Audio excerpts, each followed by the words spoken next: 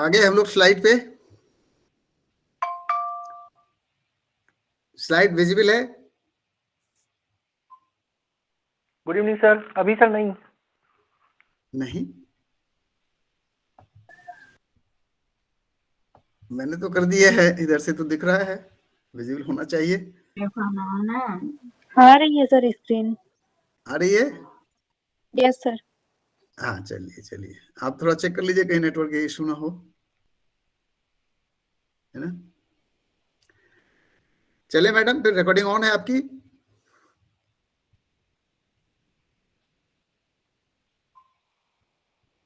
जी sir, करें, शुरू करें सर। अच्छा, ओके ओके मैडम।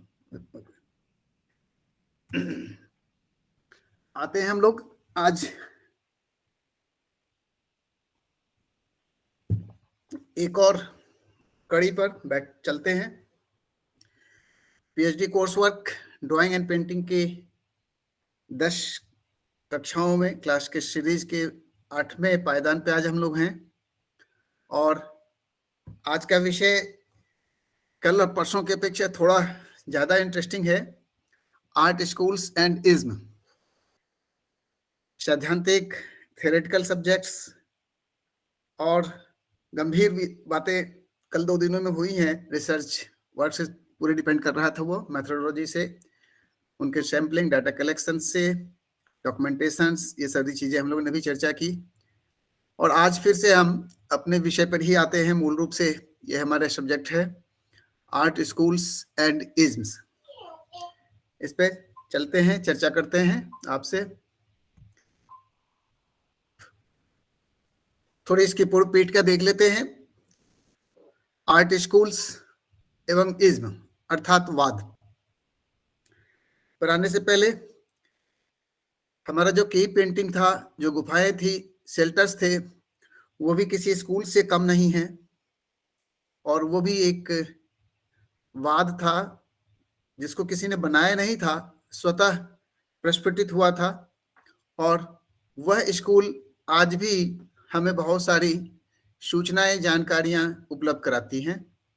उसके बाद पौराणिक काल की देखें, वैदिक कालों में देखें, तो किसी न किसी रूप में कला हमारे मध्य रही है, चाहे वह भूमि चित्र के रूप में केवल मंडल, व्रत पूजा हेतु सृजित किए जाने वाले सर्किल्स, डायग्राम्स, ज्योतिषीय गणना और आकलन के लिए किए गए और चीजें, ये सारे उपयोग उस समय रहे हैं।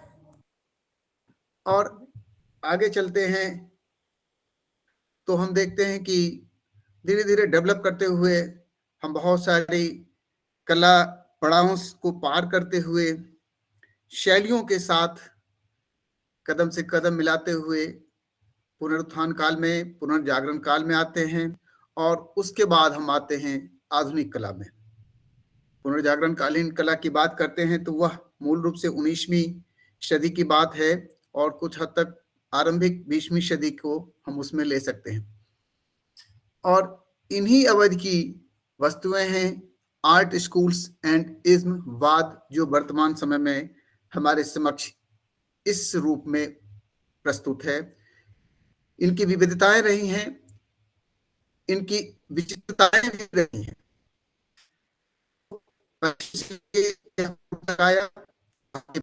में भी डेवलप हुआ, वो विकसित हुआ, उसको महत्व भी मिला और स्थापित भी हुआ।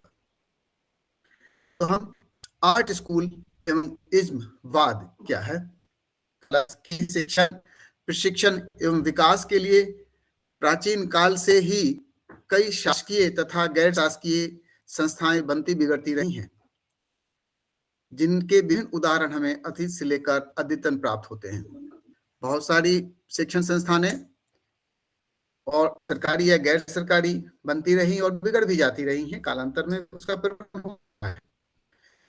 तो कुछ वो सीखती कला को बढ़ती रही, कला के प्रगति में साधक रही, बाधक नहीं रही। इनमें कुछ तो केवल शिक्षण प्रशिक्षण के कार्यों के लिए गठित हुए प्रतीत होते हैं, तो कुछ एक विशेष विचारधारा के कलाकारों के समूह के प्रयासों की परिणति दिखती है। अर्थात कुछ का उद्देश्य तो कला जगत में शिक्षण प्रशिक्षण देना, लोगों को इसे सिखाना, लोगों को इसके बारे में बताना, उसके संरक्षण की बात करना, उसकी उपयोगिता के बारे में बताना, इससे कम्युनिकेशन या संप्रेषण का कार्य लेना, संदेशों को प्रवाहित करने का कार्य लेना, और कुछ का केवल उनका व्यक्तिगत या कुछ समूहों का यह प्रयास होता था कि ऐसी संस्था बने जिसमें हम अपने विचारधारा की प्रस्तुति कर सकें, या एक विचारधारा के, एक मत के लोग इन कलाकृतियों या इन शैलियों में एक साथ रह के कार्य कर सकें। किंतु इन सबों का किसी न किसी रूप में लक्ष्य व उद्देश्य कला तथा कलाकारों को प्रश्रय, प्रोत्साहन, संरक्षण एवं संवर्धन ही रहा है। वास्तव में ये स्कूल व इज्म स्थानीय स्तर पर कला आंदोलनों की परिणति ही रही है। ये जो भी इज्म हुए हैं या स्कूल्स बने, वो लोकल लेवल पे, स्थानीय लेवल पे कोई ना कोई आंदोलन हुआ, स्थापित मानकों, मानदंडों या जो भी दिशा निर्देश था उसके विरोध में यह इसकी परिणति हुई है, वह आंदोलन हुआ और तत्पश्चात कोई संस्था, कोई समूह विकसित हुई। भारत के साथ संपूर्ण विश्व में स्थापित कला सिद्धांत, शासकीय बंधन अथवा कला में शासकीय प्रभुत्व तथा धार्मिक नियंत्रण आदि के विरोध स्वरूप कला आंदोलनों का जन्म हुआ, और मुख्य रूप से 19वीं एवं 20वीं सदी में अधिकांश आर्ट स्कूल, कला शैली, कला समूह तथा इज्म वादों का प्रादुर्भाव हुआ।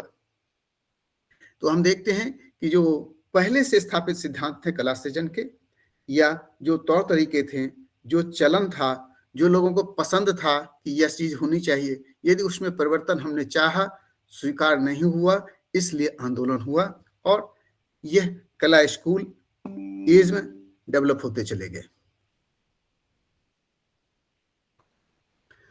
भारतीय आर्ट स्कूल, ऐसा नहीं कि आर्ट स्कूल्स की बात जब हम करते हैं तो केवल पश्चिम की ही बात होती है। भारत में भी कला स्कूल स्थापित हुए हैं। हाँ, इज्म शब्द जब भी बात आती है तो वह पश्चिम से ही हमारे यहाँ भी आई। उस इज्म के अंतर्गत हमने भी कार्य किया, हमारी कला और कलाकार दोनों उसमें प्रवाहित हुए, उस धारा में। भारतीय आर्ट स्कूल आखिर क्या है? जब आर्ट स्कूल की बात करते हैं, कला स्कूल का तात्पर्य यहाँ किसी कला के लिए स्थापित शिक्षण प्रशिक्षण स्थल से नहीं है, अपितु इसका आशय शैली, कला,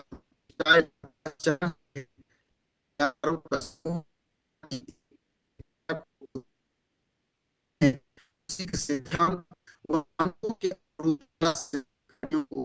करते थे कि आर्ट स्कूल का आशय यहाँ कतई नहीं है कला महाविद्यालयों की स्थापना के समय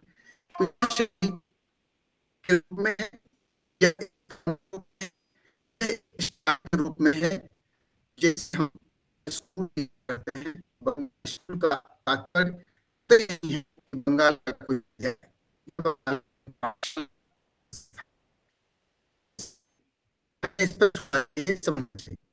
अर्थात यह एक चलन का पर्याय हो सकता है, यह एक स्टाइल का पर्याय हो सकता है।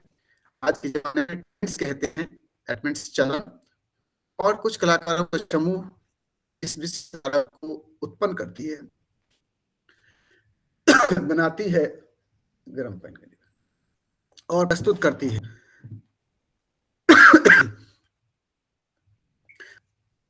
अनुरूप कला सृजन के कार्यों को संपादित करते थे।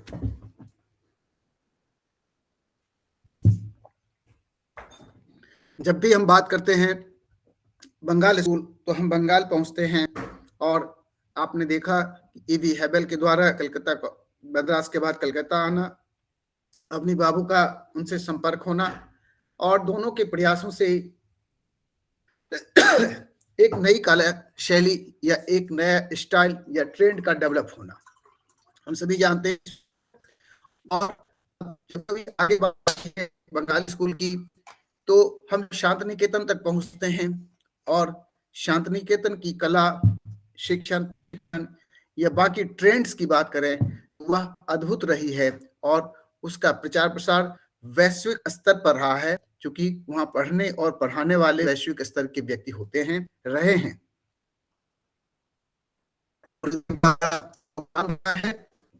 हमें से कुछ लोग आपने शांतिनिकेतन देखा होगा। वर्तमान से हम बोलपुर पहुंचते हैं और बोलपुर के पास शांतिनिकेतन एक जगह है और वहाँ विश्वविद्यालय स्थापित है। बहुत बड़ा और बेहद प्रांगण, विशाल प्रांगण देखें। इस एक बिल्डिंग से दूसरी बिल्डिंग तक 11 किलोमीटर लग जाता है। वहाँ की स्कूल गुरुदेव ने स्टैब्लिश की थी। आपके लिए चित्र सामने रखे बापू और ये भी पुराने बच्चे हैं जो मैं सिलेक्ट करके आपके लिए लाया हूँ।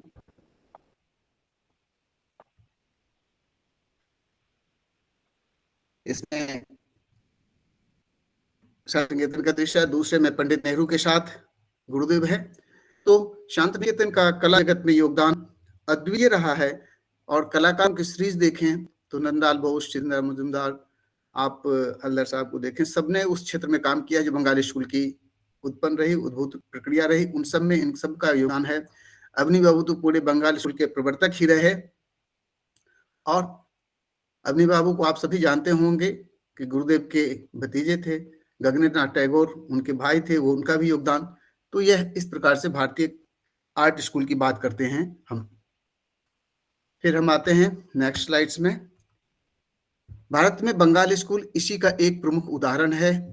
कालांतर में इन स्कूलों के अंतर्गत सृजित कलाकृतियां उस स्कूल विशेष की अभिन्न पहचान के रूप में सामने आती है। 19वीं एवं 20वीं सदी में भारतीय कला पर भी पश्चिम की कला में हो रहे आंदोलनकारी परिवर्तन का प्रभाव पड़ा और परिणामतः यहाँ कला में विचारों की उन्मुक्तता आने लगी। कला में अब धार्मिक एवं पौराणिक विषयों के इतर आम जनों के विषयों का भी सृजन और कलाकृतियों की रचना होने लगी। मुख्य रूप से भारतीय कला स्कूल निम्नवत रहे हैं: Bengal school, Bombay school, Gujarat school. जैसे घराना कहते हैं ना हम लोग, संगीत के लिए घराना शब्द प्रयोग आता है। ऐसा समझा जाए यदि बंगाल किसी स्कूल को कला के क्षेत्र में, ललित कला के क्षेत्र में या फाइन आर्ट्स या विजुअल आर्ट्स के संदर्भ में, तो कमोवेश वही चीजें उसमें आती है कि आप किस स्कूल के प्रोडक्ट है, आपकी कला बता देती है, आपकी विषयों के चयन और कार्य करने का स्टाइल बता देता है। या आप लखनऊ से पढ़े हैं या BHU के हैं या बड़ौदा या शांतिनिकेतन या जे स्कूल ऑफ आर्ट्स के हैं, तो ये स्कूल भी एक तरीके से शैली डेवलप करती है। उसी शैली डेवलप करने की प्रक्रिया में 20वीं सदी में बहुत सारे संस्थान आए और शैली आई। उसमें से एक बंगाल शैली सर्वाधिक महत्वपूर्ण हुई। बॉम्बे स्कूल जो पश्चिम से प्रभावित थी, पूर्ण रूप से उसका उदय होता है और गुजरात स्कूल भी डेवलप होता है। यद्यपि हम में से कुछ लोगों ने गुजरात स्कूल के बारे में नहीं सुना होगा, नहीं पढ़ा होगा, थोड़ा सा हम उस पर आज प्रकाश डालेंगे आपके लिए। बंगाल स्कूल क्या, कैसे, कब डेवलप हुई, हम सभी बाकी चीजें जानते ही हैं इसके बारे में। फिर भी भारतीय आधुनिक कला में बंगाल स्कूल का स्थान सर्वोपरि रहा है।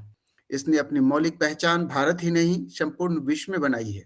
यह शैली E.V. हेबल तथा अवनी बाबू के सत प्रयासों का परिणाम था और कलकत्ता कला महाविद्यालय का महत्वपूर्ण योगदान रहा था इसमें।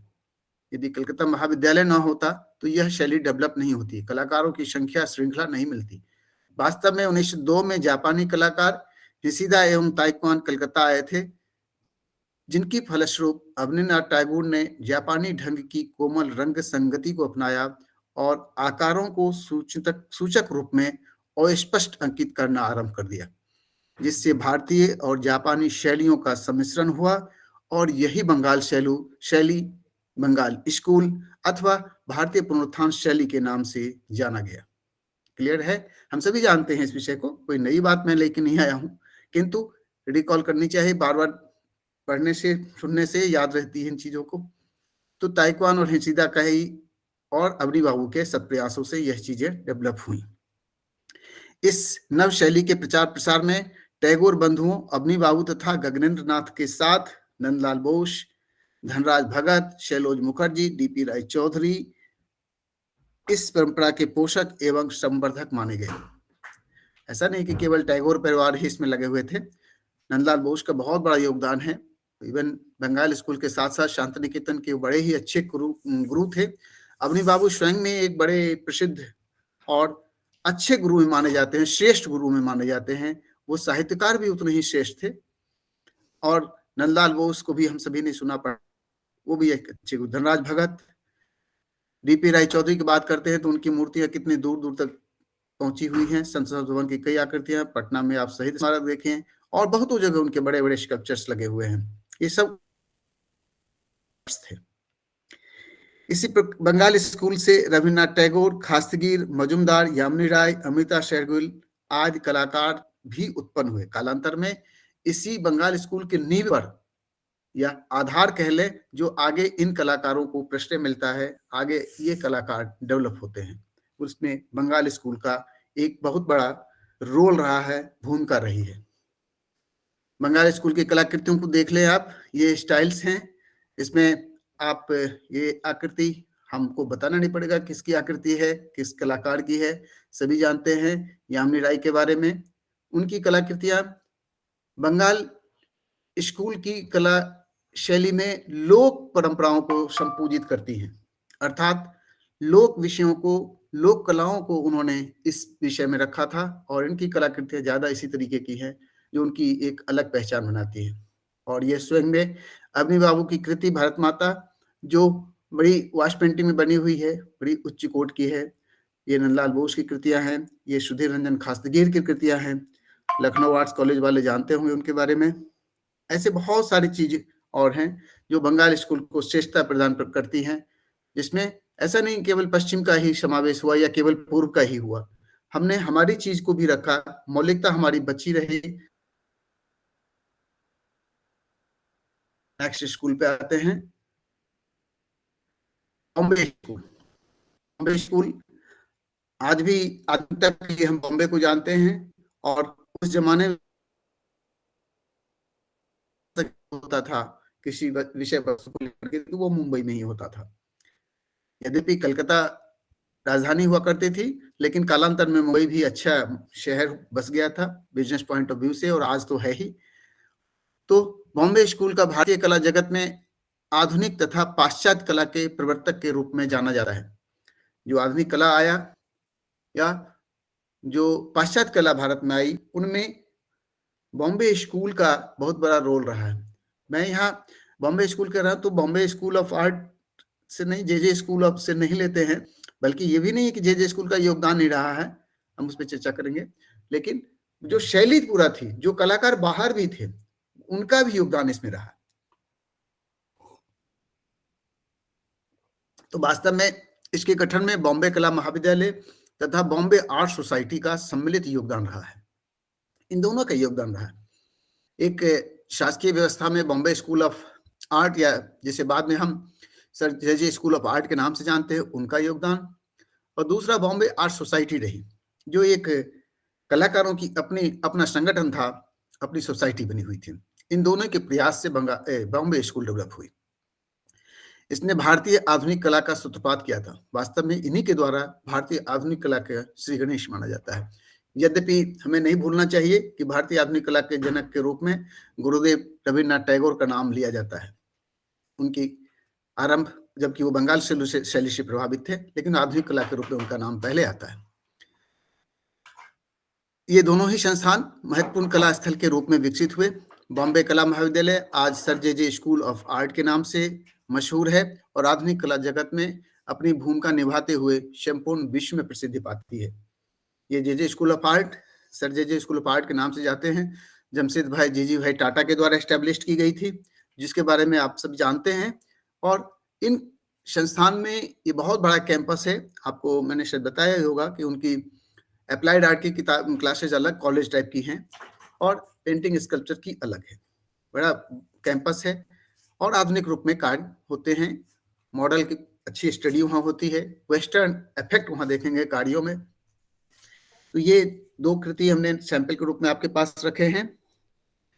टस्कर की है ये, और दूसरी सर स्क्रीन शो नहीं हो रही। नहीं हो रही है, नो आवाज आ सर। रही है ना? हो रही है सर। अब देखो, तो आपके प्रॉब्लम कुछ होगी, देखिए हो रही है शेयर। नहीं हो रही सर मेरे में। सर भारतीय आर्ट आपकी कुछ स्कूल विजिबल हो रहा है सर, हेडिंग। बॉम्बे स्कूल पे हम हैं और ये बाकी जगह डिस्प्ले हो रही है। सर मुझे भी शो नहीं हो रहा है सर। तो क्या फिर से मैं इसको करूं, एक बार चेक करूं बंद करके? आप लोगों को, मैम आपको आ रही है, विजुअल है? विजिबल तो है सर। कृष्णा आप है ना? हाँ मुझे तो विजिबल है, बाकी अब ये हो सकता है कुछ और प्रॉब्लम हो टेक्निकल। बॉम्बे स्कूल आ रहा है ना आपके स्लाइड में? एक मिनट।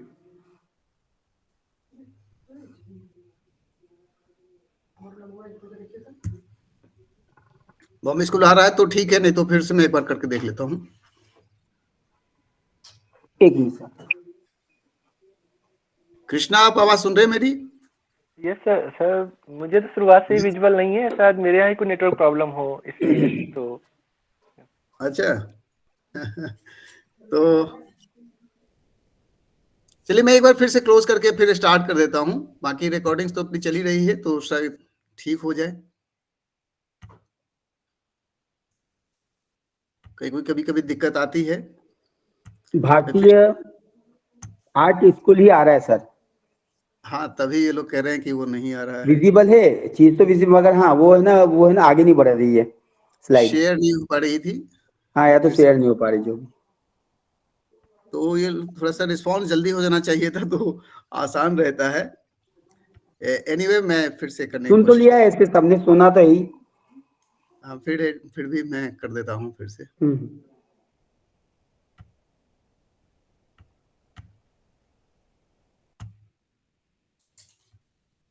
थोड़ा सा टेक्निकल ये समस्या आ जाती है, कभी कभी एरर होता है, क्या करेंगे।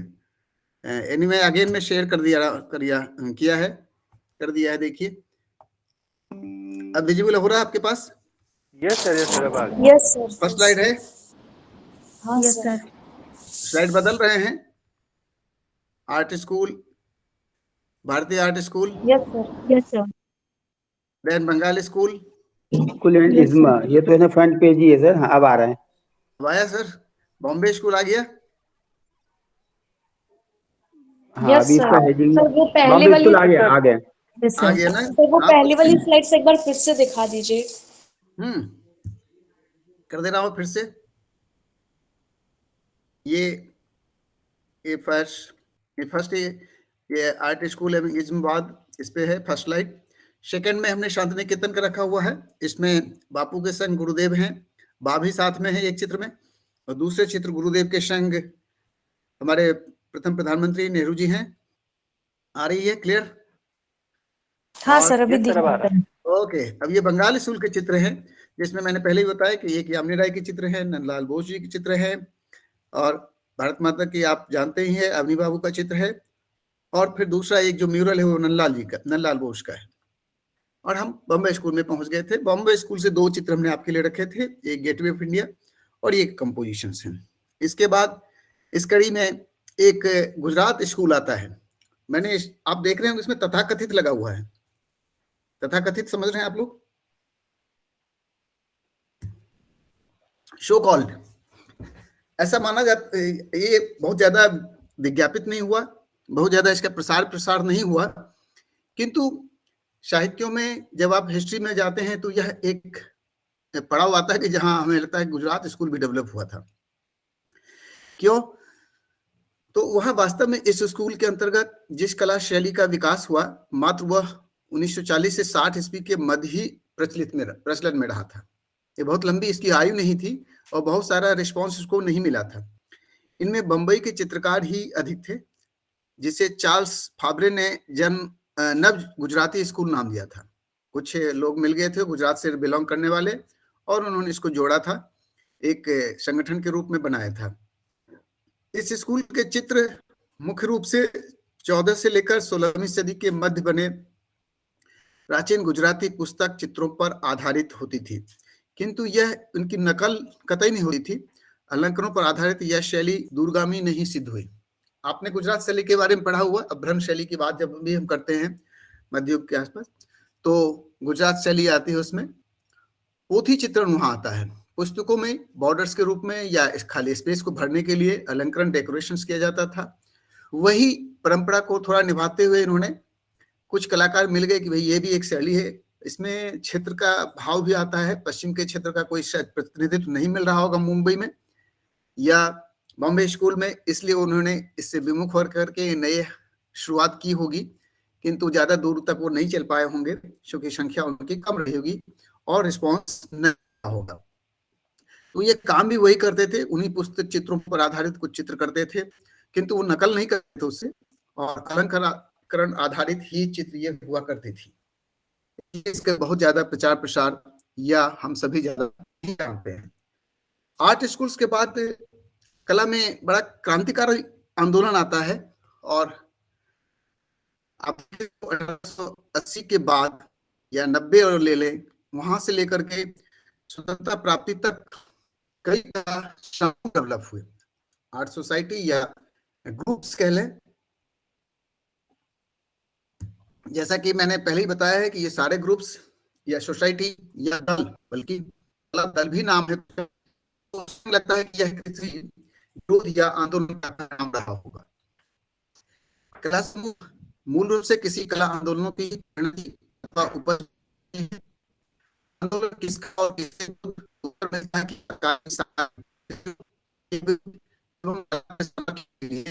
सर आवाज सही से नहीं आ रही है आपकी। आवाज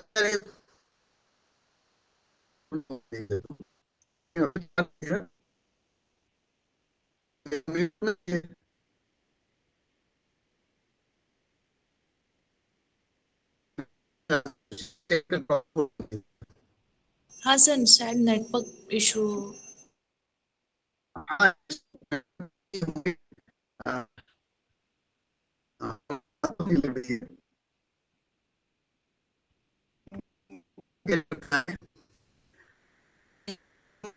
मतलब कोई इन्हीं कारणों से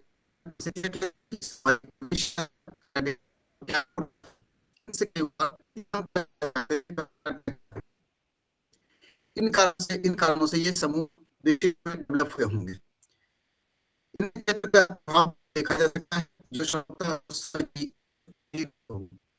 बात करते हैं समूह का, कलकत्ता समूह, बॉम्बे समूह नाम से शिल्पी नाम से शिल्पी है, ऐसे समूह 1890 ये सारे को भी कारण ये था उस समय तो इतनी सारी सुविधाएं थी नहीं कि एक क्षेत्र से दूसरे क्षेत्र से पहुंच जाए, कलाकृतियां भी नहीं, वो पहुंचने में देर होती थी। इस कारण से इसकी आवश्यकता, और इन्हीं आवश्यकता को दृष्टिगत रखते हुए शायद यह चक्र विकसित हुए होंगे।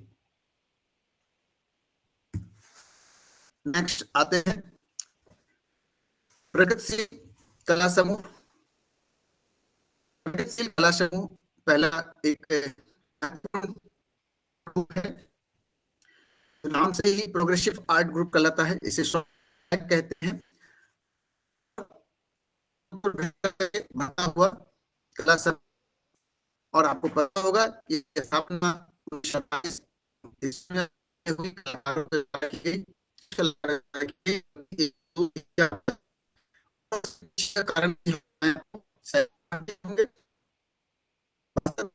घटना कारण बनी। 1945 में हावला जी आरा एक प्रदर्शनी के उद्देश्य से एक विशाल कैनवास लेकर बॉम्बे आर्ट सोसाइटी पहुंचे, जहां उनके चित्र को अस्वीकृत कर दिया गया। आप समझ सकते हैं, हावला जी उसमें HARA नाम से, KHRA नाम से हम लोग जानते हैं इनको शॉर्ट में। और 1945 में किसी सोसाइटी में एग्जीबिशन चल रही थी आर्ट सोसाइटी में, और वहां अपनी कैनवास लेके पहुंचे, लेकिन इनके चित्र का एक्सेप्ट नहीं किया गया, रिजेक्ट कर दिया गया। और प्रतिफल ये हुआ कि उन्हें गुस्सा आया। इसके बाद वह तुरंत वहां से मार्टिन सूजा के पास पहुंच गए, जहां उन्हें और एक नए समूह का गठन हो गया। स्लाइड चेंज नहीं हुई सर। स्लाइड तो यहाँ तो चेंज होती है, लोगों में नहीं हो रहा है। मैं लगता है वेन्यू बदलूं क्या, ऐसा ना प्रॉब्लम नेटवर्क। तो मैं अरे 9 गुजराती स्कूल वाली स्लाइड शो हो रही है। अभी तो बदल गए, लेकिन गुजराती की बात तो हम गए ना क्लास में आके, और हम किसी क्लास में नहीं आ रहा। सर पैग वाली स्लाइड शो हो रही है। Yes, sir. ऐसा लग रहा है मुझे। सर यस सर, हो हवालजी रही है। हवालजी की कृति। हाँ, ठीक है, बिल्कुल सही है, फ्रंट में है। मुझे लगता है इससे आती होगी। तो जैसे कि ये किस तरह से में आए, तो आप देख लें, अगले साथ और नाराज मिले और हो जाता है। एक देश को गठन किया, एकदम से गाने, बात, जैसे इसके अंदर ये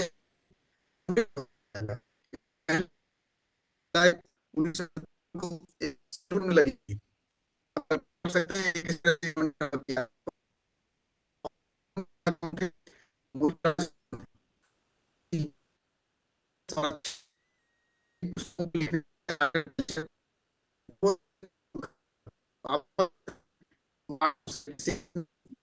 ये लोग क्या हो रहा होगा,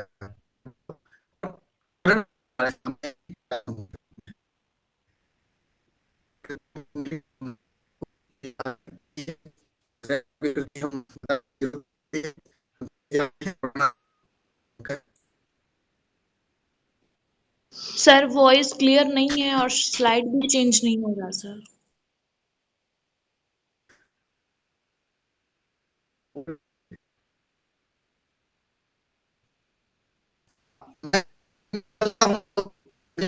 चलते चलते मैं बात कर रहा हूँ आपसे, मैं देखता हूँ शायद हमारे देश से कुछ दिक्कत नहीं हो।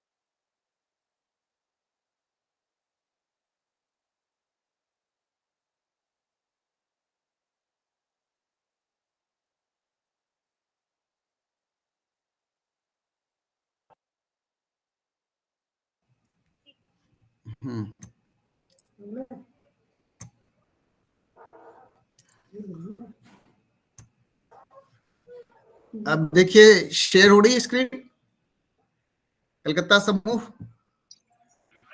नहीं सर, अभी नहीं शेयर हो रही है। हाँ सर, अब अब हो रही है।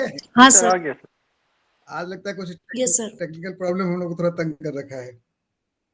चलिए कोई बात नहीं, होता है, इसलिए कोई दिक्कत नहीं, ऐसी समस्या आती रहती है। तो हम लोग कलकत्ता समूह में आ गए थे और कलकत्ता समूह 1940 के आसपास कलकत्ता में भी पश्चिम की कला से प्रभावित नवीन प्रवृत्तियों का आरंभ हुआ और 1943 में प्रदोष दास गुप्ता के प्रयासों से एक कला ग्रुप कलकत्ता समूह का उदय होता है।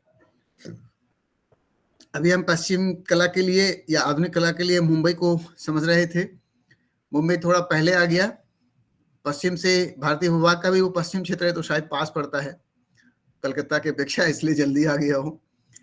किंतु बाद में जब कलकत्ता में यह वहां से पश्चिम की हवा चली तो यहाँ के लोग भी उससे प्रभावित हुए बिना नहीं रह पाए और नवीन प्रवृत्तियों का प्रादुर्भाव यहाँ भी होता है।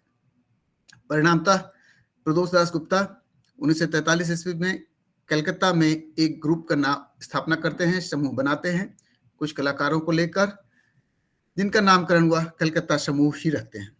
जब इसकी स्थापना हो रही थी और प्रदर्शनी का आयोजन किया जा रहा था तो उस समय कलकत्ता में भीषण अकाल का समय था। आपने समझा होगा उस पीरियड में बहुत सारे 43 में फिर 60 के बाद कुछ दशकों में काफी कई क्षेत्रों में अकाल और विभीषिका आती रही है। तो उस पीरियड में इसकी स्थापना हुई और प्रदर्शनी भी इन लोगों ने लगाया तो इसकी बहुत आलोचना हुई कि लोग एक तरह से मर रहे हैं और आप एक तरह से कला की बात कर रहे हैं, इसकी प्रदर्शनी लगा के आनंदित हो रहे हैं। ऐसे बहुत सारे विवाद डेवलप हुए। इस कला समूह के प्रमुख कलाकारों में हम नाम लेते हैं गोपाल घोष, हेमंत मिश्र, नीरज मजुमदार, रथिन मित्रा आदि ऐसे कलाकार थे। ये लोग कलाकार थे आपके कलकत्ता समूह के।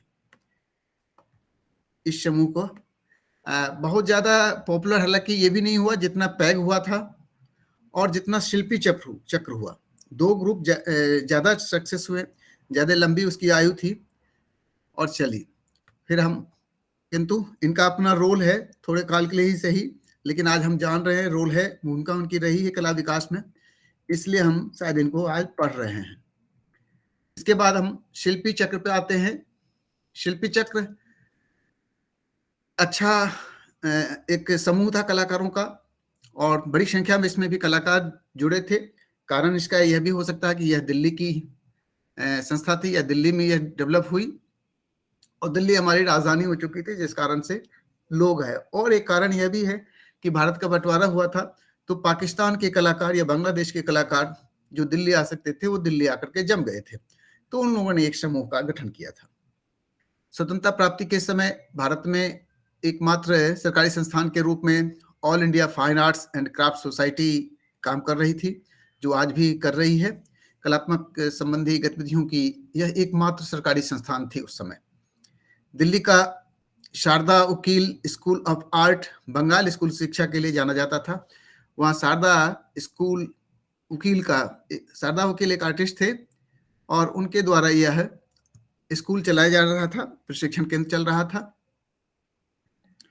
किंतु उनमें बंगाली या बंगाल शैली की ही बात हो रही थी, उन्हीं पर काम चल रहा था, बंगाली स्कूल की शिक्षा देने। किंतु उस समय इन दोनों संस्थान से उभरते कलाकार असंतुष्ट थे। जो यंग जनरेशन के आर्टिस्ट थे वो सरकारी संस्थान और उनकी वकील की जो स्कूल ऑफ आर्ट थी उनसे संतुष्ट नहीं थे और विभाजन के बाद अनेक कलाकार भागकर दिल्ली आ गए। फिर उन लोगों ने के प्रयासों से यहाँ एक शिल्पी चक्र नामक संस्था का सूत्रपात होता है। इसके प्रमुख कलाकार के रूप में यामिनी राय, भवेश सन्याल, धनराज भगत, प्राणनाथ मागो, कमल कृष्ण, देवयानी कृष्ण, रामेश्वर ब्रूटा, के.एस. कुलकर्णी, जया पसामी, राम कुमार आज उल्लेखनीय हैं। आप देखें एक लंबी श्रृंखला इनके संग और सब ख्यातिलब्ध प्रतिष्ठित कलाकारों की, जिनकी कई की विदेशी छवि बड़ी अच्छी रही, बल्कि सबकी रही है। आप रामनाथ मागो की ये कृति देख सकते हैं, उनकी पुस्तक किसी ली हुई है प्रेजेंटेशन। और ये लाहौर से दिल्ली आते समय का चित्र उन्होंने बनाया भवेश सान्याल, और उनकी कृति है। तो ये उस समय की कृति, हम इससे सीख सकते हैं, समझ सकते हैं कि क्या स्टाइल था, क्या सब्जेक्ट मैटर लेते थे, कैसे चित्र बनाते थे। शिल्पी चक्र के बाद हम पुनः बॉम्बे आर्ट सोसाइटी आते हैं। बॉम्बे आर्ट सोसाइटी का भी अपना एक बड़ा रोल है, इसके बारे में जानते हैं हम। भारत में 1888 ईस्वी में पश्चिमी कला के प्रोत्साहन के लिए एक आर्ट सोसाइटी की स्थापना की गई, जिसके संस्थापक सचिव श्री फॉरेस्ट थे। इस सोसाइटी का मूल उद्देश्य भारत में फैले यूरोपीय शौकिया कलाकारों को प्रकाश में लाना था। अब हम समझ सकते हैं, इसकी अवधारणा ही थी कि जो यूरोपीय कलाकार भारत में रह रहे हैं उनको प्रमोट किया जाए, उनको अवसर दिया जाए, उनको ढूंढ कर इससे जोड़ा जाए। तो यह एकांगी पहले से ही थी, अर्थात यह ब्रिटिश शासन की एक व्यवस्था मान के चल सकते हैं अप्रत्यक्ष रूप से। वर्ष 1924-25 में इस सोसाइटी द्वारा आयोजित प्रदर्शनी में अंग्रेजी शासन तथा अंग्रेजी सैन्य अधिकारियों को ही पुरस्कृत किया गया था। अब हम समझ सकते हैं कि इसकी क्या अवधारणा रही होगी, क्या उद्देश्य इस सोसाइटी का रहा होगा, क्योंकि जो भी उन्होंने एग्जीबिशन लगाए उनमें किसी भारतीयों को सम्मिलित नहीं किया, एवं पुरस्कृत नहीं किया। और जितने भी अंग्रेजी शासक के लोग थे या अंग्रेजी सैन्य अधिकारी थे, जो भी चित्र बनाए, उनकी पेंटिंग्स पुरस्कृत हुई थी। किंतु बाद में कला विद्यालय को भी इसमें अवसर मिलने लगा। लंबा समय लगा, लेकिन स्वतंत्रता के बाद आसपास तक यह थोड़ा और डेवलप हुई, बिल्कुल खत्म हो जाती बाद में। लेकिन बाद में फिर जे स्कूल ऑफ आर्ट के कलाकारों को, युवा कलाकारों को भी इसमें अवसर मिला, और परिणामतः यहाँ से भारतीय धुरंधर कलाकार के रूप में रुस्तम सिसोदिया, SD सातवलेकर, रविशंकर रावल आदि सामने आए। ये चित्र रविशंकर रावल जी का है और उन्हीं की कृति हैं, ये कृतियां हैं। तो हम जान सकते हैं कि जो कला समूह गठित हुई उनमें एक समूह का नाम बॉम्बे आर्ट सोसाइटी, और उसकी क्या भूमिका है ये भी हमको स्पष्ट हो जाती है। नेक्स्ट समूह 1890। हम ये सोच रहे होंगे शायद ये 1890 में बना होगा, लेकिन ऐसा नहीं है। इस समूह का नाम केवल 1890 है। भारत में कला के विकास के लिए क्षेत्रीय ललित कला अकादमियों की स्थापना के बाद इसमें क्षेत्रीयता उभरने लगी।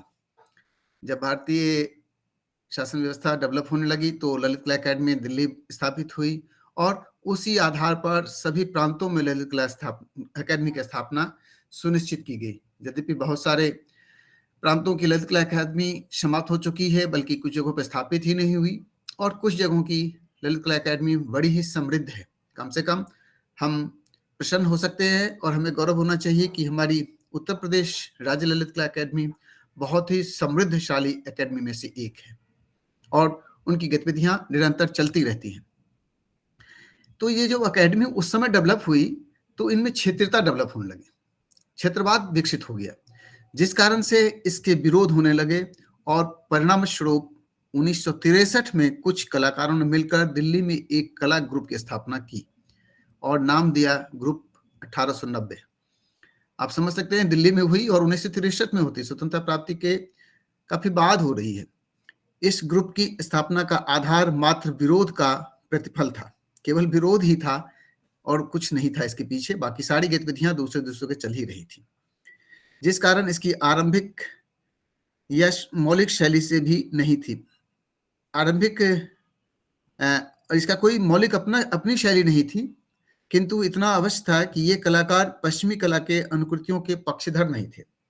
ये मूल रूप से भारतीय विषयों को लेते थे, भारतीयता के पक्षधर थे, और ये नहीं चाहते थे कि पूरे विषय पश्चिम का ही हो और उन्हीं के स्टाइल में हम भी काम करें, हमारी मौलिकता अक्षुण्ण रहे, ये जरूर इनका प्रयास होता था। और न ही विदेशी आधुनिक प्रवृत्तियां द्वारा भारतीय पारंपरिक कला शैली में सुधार ही स्वीकार करते थे।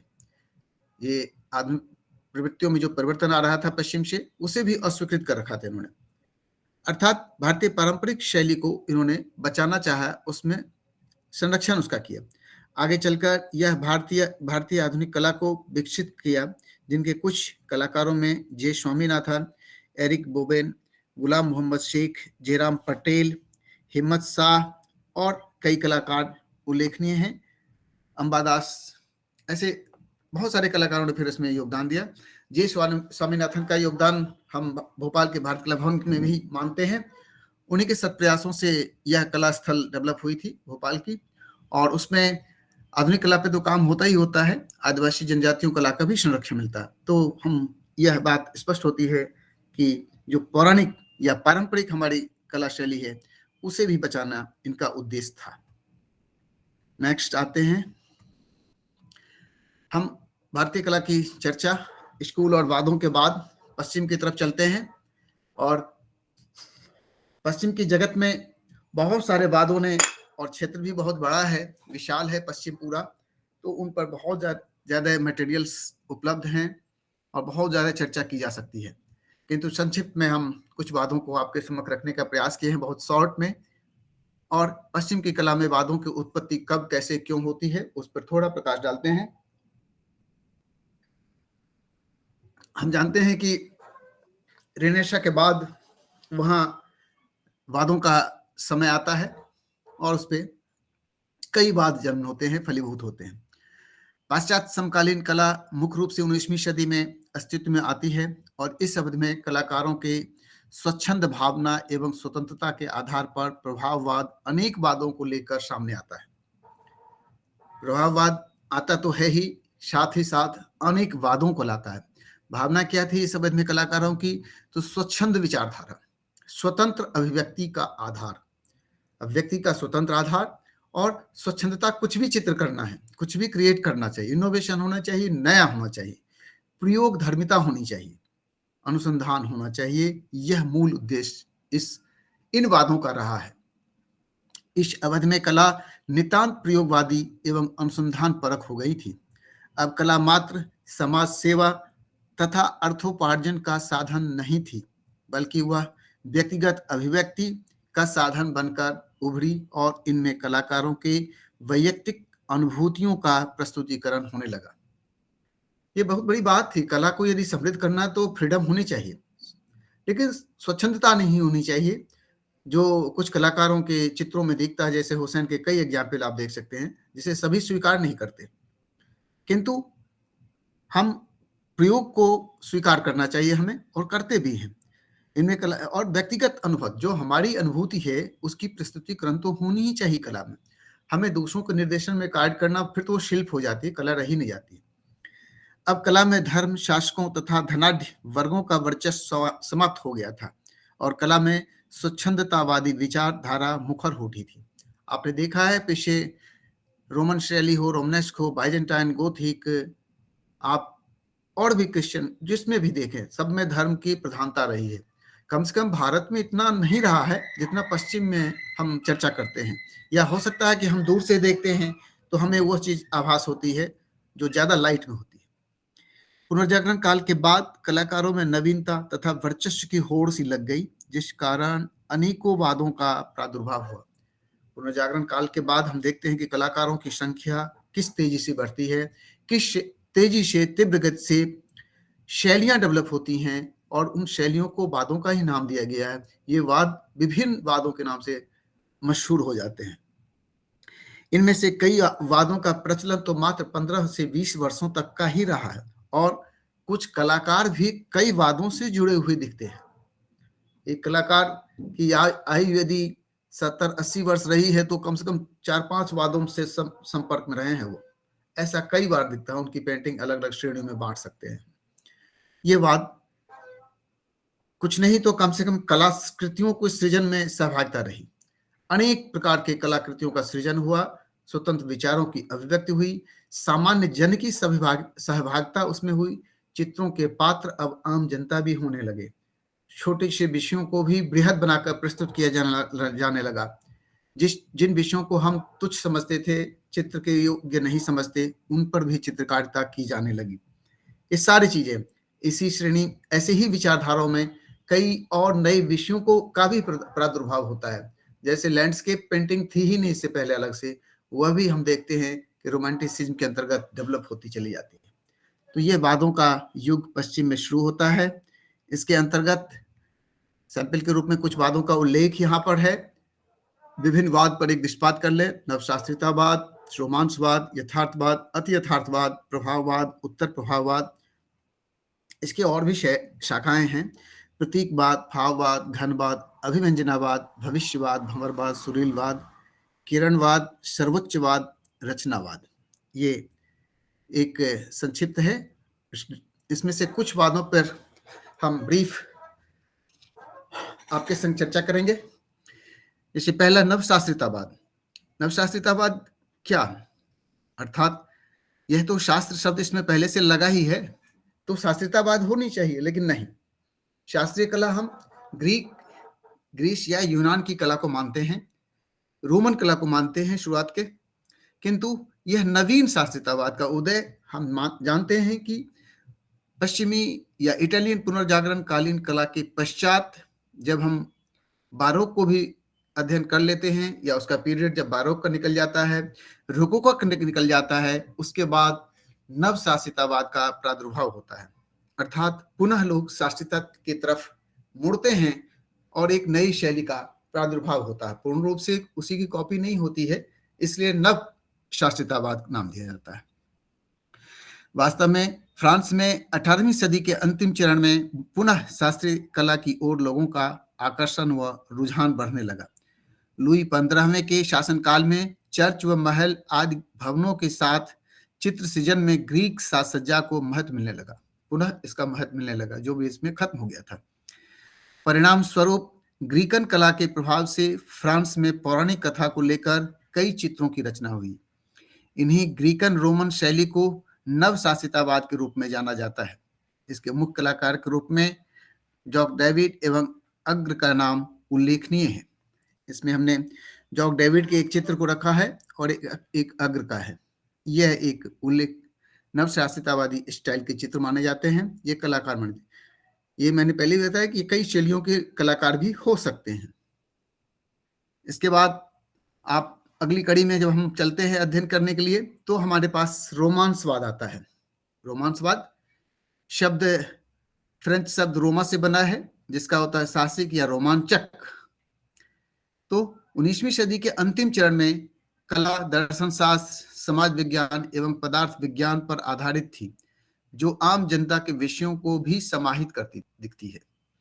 उस समय की कला जो बात करते हैं 19वीं सदी अंतिम चरण में, तो उसमें सामाजिक विषयों को लेना स्वीकार्य हो गया था, अनिवार्य हो गया था, और लोग आम जनता को भी अपनी कंपोजिशंस में, अपने विषयों में स्थान देने लगे थे। और ऐसे चित्रों में भी दिखता है। आपने देखा होगा ताश के खिलाड़ी या ऐसे ही गांव का दृश्य, बच्चों को खेलते हुए चित्र बनाने की तैयारी में लगा बालक, ऐसे बहुत सारे चित्र हैं। इस शैली में रोमांचकारी, विस्मयकारी, साहसिक एवं अद्भुत लगने वाले विषयों पर आधारित चित्रण ही इस शैली को रोमांसवादी बनाता है। रोमांस शब्द का तात्पर्य प्रेम प्रसंग से कतई नहीं है।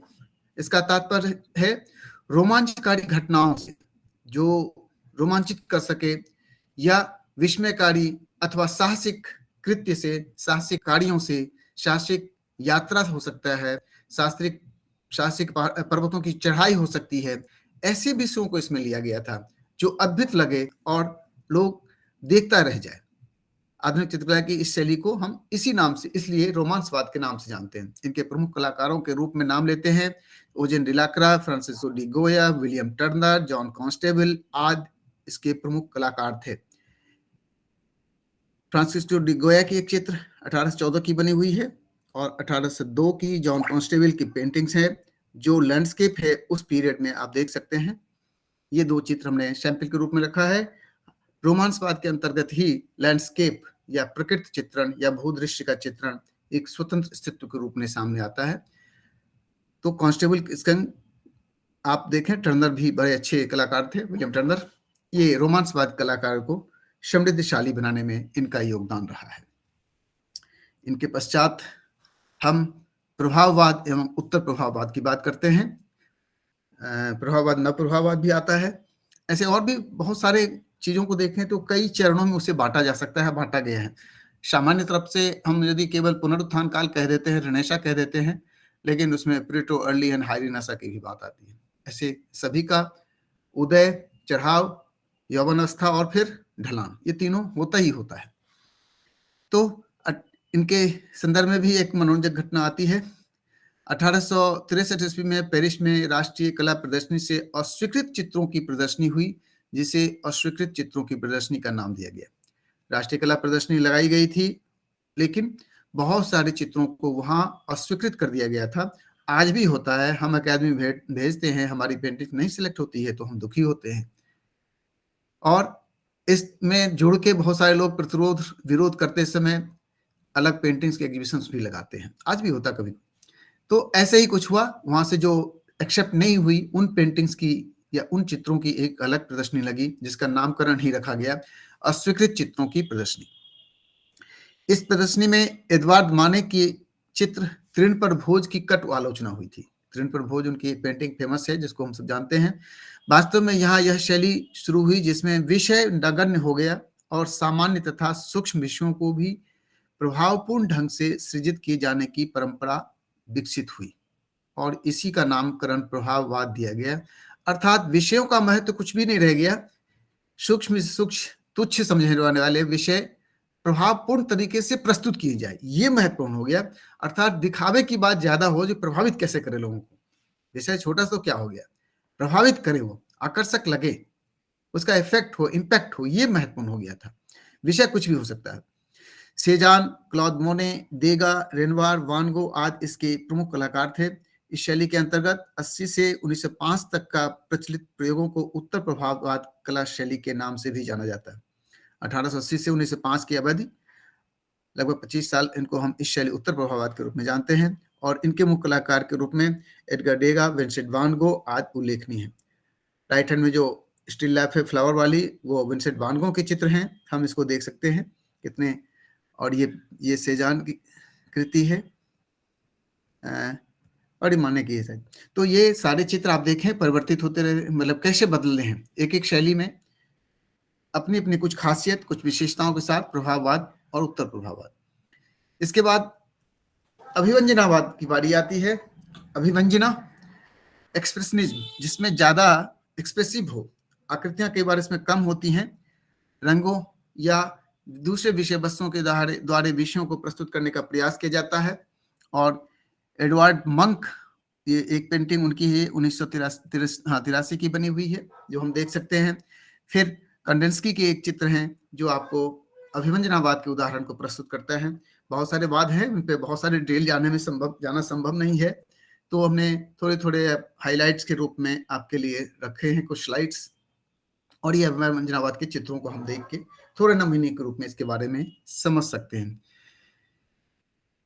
इसके बाद सुरीलवाद आता है, सरेलिज्म कहते हैं, और इसमें हमने जॉर्ज डी सेरिको 1914 में उनके द्वारा बनाई गई कृति, जिसमें आप देखें तो एक फिगर है, उसके बाद उधर ग्लव्स टंगा है या कपड़े टंगे हैं या जो भी हो, ऐसी चीजों को समाहित करके उन्होंने सुरीलवाद, एक नई परंपरा, नई शैली डेवलप की। इन सब का कार्यकाल, इसका बहुत कम कार्यकाल रहा है, बहुतों का तो सिर्फ 10 से 15 वर्ष। पिकासो, घनवाद एक बहुत बड़ा कार्यकाल रहा है और एक आंदोलनकारी परिवर्तन कलाकृतियों में आती है। यदि हम आज भी नाम लेते हैं आधुनिक कला का, मॉडर्न आर्ट की जैसे भी नाम लेते हैं, तो जो लेमैन है, जो जिससे कला या कलाकार से कोई लेना देना नहीं है, वह भी पिकासो का नाम ले लेता है।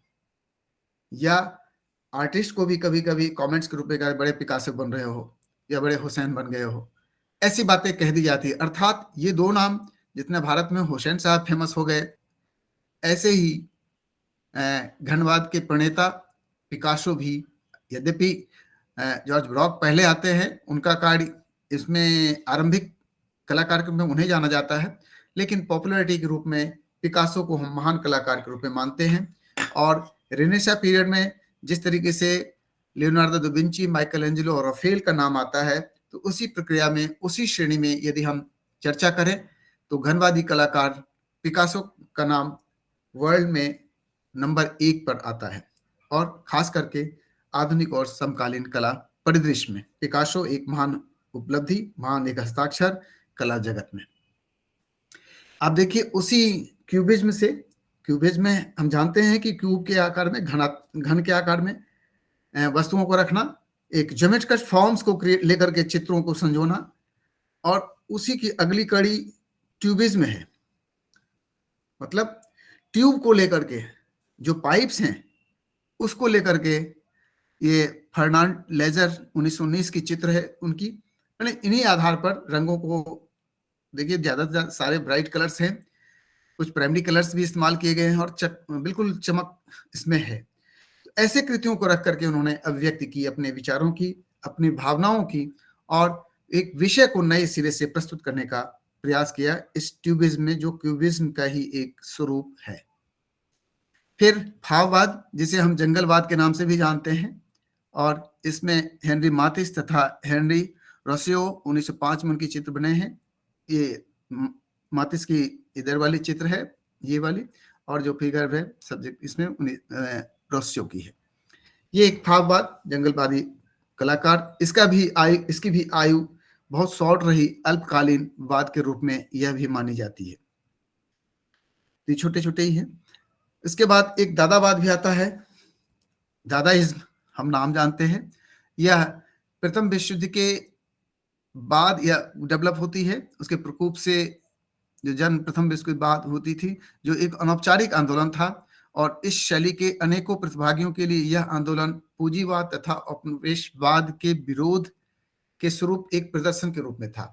अर्थात जो उपनिवेश डेवलप हो रहे थे या अस्तित्व में थे उस समय भी, या पूंजीवाद जो डेवलप हो रही थी, उनके अगेंस्ट में यह कला प्रदर्शन की जा रही थी। अर्थात उसका विरोध करने के लिए चित्रों की संरचना, आकृतियों की रचना पश्चिम जगत में, ये नहीं केवल यूरोप में हो रहा था, अमेरिका तक हो रहा था, दूसरे और देशों में पूरा यह फैला हुआ था। तो उसकी परिणति दादावाद के रूप में आती है। हम अंतिम स्लाइड्स पे आते हैं। आज बहुत ज्यादा मटेरियल था तो हमने संक्षेप में ही रखा है। कला अनुसंधान कार्यों में आर्ट स्कूल एवं इज्म। जब भी हम अनुसंधान का कार्य करते हैं तो हमारा क्षेत्र विशाल होना चाहिए, हमारे माइंड ओपन होनी चाहिए कि क्या ब्रॉड माइंडेड हो तो बहुत सारे सब्जेक्ट हमारे पास आ जाते हैं। पहले से यदि तय है, निर्धारित है कि हमें इसी पे काम करना है, तो थोड़ी दिक्कत हो जाती है दूसरे तरीके से डाटा कलेक्शन में, सामग्री इकट्ठा करने में, फाइंडिंग्स ढूंढने में या काम करने में। तो एक आयाम हमारे लिए यह आर्ट स्कूल और इज्म भी खोलता है। शोध करने के एक पटल यह भी हमारे सामने आता है, जिनमें विभिन्न, अभी हमने चर्चा की, उनमें से किसी इज्म को भी अपना शोध का कार्य बना सकते हैं, अपने आर्ट स्कूल को ले सकते हैं किसी शोध के लिए, और अपने शोध में इन आर्ट स्कूल या इज्म के अध्ययनों का समावेश भी कर सकते हैं। आपने कोई और अध्ययन टॉपिक लिया, शीर्षक लिया, तो उसके लिए भी यह चर्चा, यह डिस्कशन, ये जो हमारी स्लाइड्स हैं या प्रेजेंटेशन हैं, यह आपको उसमें मार्गदर्शन दे सकता है, सहायता कर सकता है। आर्ट स्कूल एवं इज्म का अध्ययन हमें इनके उचित अर्थ तथा विकास को बताते हैं। आर्ट स्कूल क्या है, इज्म क्या है, या समूह कैसे डेवलप हुए, कला दल क्या थे, इनके बारे में हम यदि इनका अध्ययन करें तो हमें पता चल जाता है यह क्या है, क्यों डेवलप हुई, इसका क्या अर्थ है, इसके क्या मीनिंग्स है, क्या इसकी उपादेयता, क्या उद्देश्य रहे हैं। आर्ट स्कूल एवं इज्म के अंतर को जान पाते हैं हम इसके अध्ययन से। इज्म और स्कूल, ये दोनों के बीच में अध्ययन हम अंतर समझ लेते हैं इनके अध्ययन के द्वारा। और मैंने पहले ही कहा कि इज्म हमारी देन नहीं है, यह पश्चिम से आई है। हाँ, आर्ट स्कूल जरूर हमारी उपज रही, ऐसे आर्ट स्कूल पश्चिम में भी रहे हैं बहुत सारे, किंतु हम वहाँ इज्म को ज्यादा प्राथमिकता देते हैं। इज्म का प्रभाव ज्यादा लंबे समय तक विस्तृत रूप में रहा। आर्ट स्कूल एवं इज्म ज्ञान हमें कला शैलियों के अस्तित्व में आने और लुप्त होने के बारे में भी बताते हैं। हम देखते हैं कि आर्ट स्कूल या इज्म कैसे डेवलप हुआ, कैसे अस्तित्व में आया और कैसे लुप्त हो गया, इनके बारे में भी हमें पता चलता है। जैसे भी हमने गुजरात की बात की थी, वहां की कला की बात ग्रुप की, वो सरवाइव नहीं कर पाई क्योंकि एकांगी थी, सीमित क्षेत्र में थी, सीमित दायरे में होने के कारण ऐसी संस्थान ज्यादा लंबे समय तक नहीं चल पाती। बल्कि पैग भी आज अस्तित्व में नहीं है, शिल्पी चक्र भी आज अस्तित्व में नहीं है, किंतु वहां कलाकार है और कला का काम हो रहा है। तो ऐसा कुछ भी स्थायी है ऐसा नहीं है। तो ये तो बदलते रहते हैं, विकसित किए हुए क्यों होते हैं और इसके कारण क्या है। तो हम जब इज्म या स्कूल के बारे में अध्ययन करते हैं तो हमें पता चल जाता है। आर्ट स्कूल एवं इज्म को हम अपनी शोध विषय भी बनाने में समर्थ हो सकते हैं। इसके अध्ययनोपरांत हमें ज्ञात होता है कि इनमें क्या क्षमता है या क्या सामग्री हमारे लिए है और हमें क्या क्षमता है, हम कौन से विषय वस्तु को चयन करें जो हमारा शोध कार्य आसान हो, शोध कार्य कुछ परिणाम दे सके, जो दूसरों के लिए एग्जाम्पल सेट हो सके, उसका कोई उपयोग हो सके, उसकी उपयोगिता हो सके समाज राष्ट्र में कहीं भी, कम से कम कला जगत में ही कहीं हो जाए। आप जिस संस्थान में काम करें उस संस्थान के लिए ही उपयोगी हो जाए, आने वाली पीढ़ी, आने वाले छात्रों का मार्गदर्शन कर सके, यह भी एक बड़ा अचीवमेंट है। ऐसे ही किसी शीर्षक पर काम करना कला और कलाकार दोनों के लिए उपयुक्त होगा। तो जब हम कला अनुसंधान के संदर्भ में आर्ट स्कूल और इज्म को पढ़ते हैं तो हमें एक रास्ता, एक नया आयाम हमारे सामने रखता है। वर्तमान संदर्भ में आर्ट स्कूल एवं इज्म की उपयोगिता को हम समझ सकते हैं। आज हम इसकी अध्ययन चर्चा करते हैं इसके, तो हमें इसकी आज क्या प्रासंगिकता है, आज क्या इसकी उपयोगिता है, आज क्या ऐसे कहीं कलाकार हैं या कलाकृतियां होती हैं, इसके बारे में पता चलता है। इसका ज्ञान हमें विकसित करने में सहयोग करता है यह अध्ययन। तो यह देखें तो कुल मिला के देखते हैं हम, आर्ट स्कूल्स और इज्म हमारा मार्गदर्शन, हमारे काम को आसान करने का एक तरीका है। और इस प्रकार से हमारा आर्ट स्कूल इज्म पर एक संक्षिप्त प्रयास अल्प काल में निर्धारित, हालांकि बहुत विशाल कार्य है, एक एक इज्म पर एक एक थीसिस संभव है और बल्कि कई थीसिस हो सकते हैं। तो ये हमारा आज का ये कार्यक्रम समाप्त होता है। कल फिर हम मिलेंगे। आज रिशेड्यूल थोड़ा टाइम हो गया था, यद्यपि मुझे मालूम नहीं था, मुझे देर से पता चला, तथापि कोई बात नहीं, कल फिर हम लोग 6 बजे मिलते हैं। मैडम जैसा वैसे बाकी मैडम का जो संकेत हो। तो आज आप लोगों को समझ में आया, कुछ नया कुछ मिला? Yes sir, yes sir. बस वो एक कुछ नहीं तो कम से कम प्रस्तुति नई हो जाती है। प्रोफेसर चौरे कुछ कह रहे हैं, आर्ट लवर है, बहुत अच्छे critics भी नहीं हैं। आपके द्वारा नहीं तो नहीं आज आप मैंने आपका आपसे हाँ बोलिए। मैंने आपसे इसीलिए आग्रह किया था, आज आप जुड़ेंगे तो कुछ ना कुछ कमेंट्स फीडबैक्स हमारे सामने आएंगे। और ये नहीं जो नहीं छात्र हैं वो थोड़ा सा इनसे बचते होंगे, आप तो बता ही सकते हैं बाद में। नहीं और अच्छी सर कुछ कह रहे प्रस्तुति थे है आप? और है ना डीप नॉलेज वाली बात है। तो अच्छा है कैसे आज कौन कौन सी इज्म जुड़े हैं, क्या है आपस में, कहाँ से कौन कौन सी है, जो घराना जैसे संगीत में होता है तो वैसे ही आपके इसमें ग्रुप है जी जी फलाना हाँ यहाँ का है ना, जे आर्ट स्कूल आभार, जो भी जहाँ से घरा जैसे होता है, तो वैसी ये सब चीजें तो अच्छा है। इस बारे में बच्चों की समझ, खास तौर से आपके जो फाइन आर्ट से जुड़े लोग हैं, कला से जुड़े लोग हैं, जी जी उन लोगों के लिए अच्छी प्रस्तुति है आपकी, समझाने का तरीका बहुत अच्छा है। अरे सर थैंक यू हाँ सर। नहीं अच्छा बहुत अच्छा लगता हम है। तो आपसे बाद में भी फीडबैक पहले भी लेते रहते हैं, हमेशा लेते रहते हैं। और बाकी हमारे जो वहाँ सारे छात्र जुड़े हुए हैं, आपको बताएं कि प्रोफेसर हमारे संग जो भी अपने यहाँ कार्यक्रम होते हैं आर्ट के, उनमें इन्वॉल्वमेंट रहती है, बल्कि कैंप अटेंड करते हैं। आप एक आर्टिस्ट के रूप में भी रहते हैं हमारे साथ, ये बड़ी बात है। तो अच्छा लगा, थैंक यू सर, आपने अपना समय निकाला। सबसे बड़ी बात, सुनने वाला कोई आजकल जल्दी मिलता नहीं है। आपने समय निकाला। वक्ता तो बहुत होते हैं, और ये हमारे जो रिसर्च स्कॉलर्स हैं उनकी व्यवस्था है कि पाठ्यक्रम का एक अंग है। हाँ सही है। क्यों Krishna? Yes sir, yes sir. नहीं सर, बहुत मतलब नॉलेज मिलता है। इतना आपका सर धारा प्रवाह है, इतना बोलना सर, ये बहुत ही वाकई में आपका ज्ञान और आपका अनुभव, वाकई में ये सब मिल रहा है हम लोग को, सानिध्य यही बहुत है सर। ये सब, ये आप लोग कभी मौका मिले चित्रकूट आइए। हमारा विश्वविद्यालय जो है मल्टी डिसिप्लिनरी है, और ये चौरे सर जो हमारे साथ जुड़े हैं, इन लोगों का ये योगदान है मुझे ऐसा बनाने में कि मैं ये बोल लेता हूँ किसी भी विषय पर, उनकी ही योगदान से है कि विभिन्न विषय हमारे साथ जुड़े हुए हैं। और हम लोग तो लंबे समय से कार्य साथ कर रहे हैं, मोर देन 30 ईयर्स। तो आप लोग कभी भी चित्रकूट आइए तो देख जाइए, मिलते हैं हम लोग। तो मैडम क्या है, जी सर, जी सर। आज की सभा समाप्त की जाए सर। यदि आपकी आज्ञा हो तो। Hello sir. हाँ हाँ सर हाँ, कह रहे हैं सर कुछ कह आप रहे हैं। पीपीटी के लिए सर कह रहे हैं जी सर कह रहे हैं सर आप हाँ पीपीटी हाँ के मैं लिए सर बोले थे आप। जी सर हाँ मैं कब तक पीपीटी आ सारे जाएंगे क्लास हम लोग खत्म के हो पास? जाएं। नहीं सब जी मिल सर। जाएंगे, आप पीपीटी चिंता ना करें, रिकॉर्डिंग आपके पास मिलेगी, पीपीटी भी मैं मैडम को उपलब्ध करा दूंगा। लास्ट जी क्लास सर। हो जाने दीजिए परसों। और आपने स्लाइड्स देखा होगा ना, इसमें कई त्रुटियां हैं अभी शब्दों में। जी सर। आपको जी सर। ज्ञात होगा कि इतना मैं परिश्रम बहुत कर रहा हूँ इसके लिए, जी और सर। लास्ट समय तक मैं इसे एडिट करता रहता हूँ, क्योंकि मैं खुद करता हूँ तो गैप नहीं है कोई, कंटिन्यूसली मैं कर रहा हूँ। ये आज नहीं अभी सर आपका काम खत्म हो रहा है सुनने का, और मेरा जी फिर सर। कल के लिए शुरू हो जाएगी तैयारी अभी से। जी सर हम तो सोचे आप कि समझ सुबह सकते हैं। आपको एक बार याद दिला दें सर। नहीं नहीं सर हम सोचे मुझे, आपको एक बार याद दिला दें नहीं सर। नहीं बिल्कुल बिल्कुल आपका सोचना सही है, लेकिन आप निश्चिंत रहें, मुझे याद है, मैं ये सारा एडिट कर लूंगा ना, नहीं तो शब्द गलत वाले चले जाएंगे आपके पास। वो मैं जी एडिट सर कर थैंक दूंगा यू एक सर। एक वर्ड सही करके, फिर आपको मैं उपलब्ध करा दूंगा, कोई चिंता मत करिए, सारे चीज मिल जाएंगे आपको।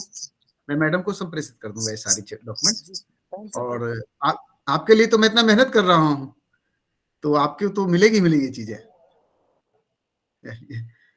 और कोई कुछ कहना चाह रहे हैं? Lovleen are you there? अब यस सर सर अपनी सारी पीपीटीज शेयर कर दीजिएगा सर। जी सर सारी पीपीटीज क्लासेस की शेयर कर दीजिएगा अगर पॉसिबल हो सर। नहीं नहीं मैं तो बोल ही रहा हूँ, मैं कर ही दूंगा। आप थैंक यू सर। एश्योर्ड रहें, ये मैं इतना मेहनत कर रहा हूँ, जो आपके पास पहुंचे नहीं तो क्या मतलब है। ऑडियो ठीक है चल ही रहा, वीडियो रिकॉर्डिंग भी हुई, मैं पीपीटी कर दूंगा सारा।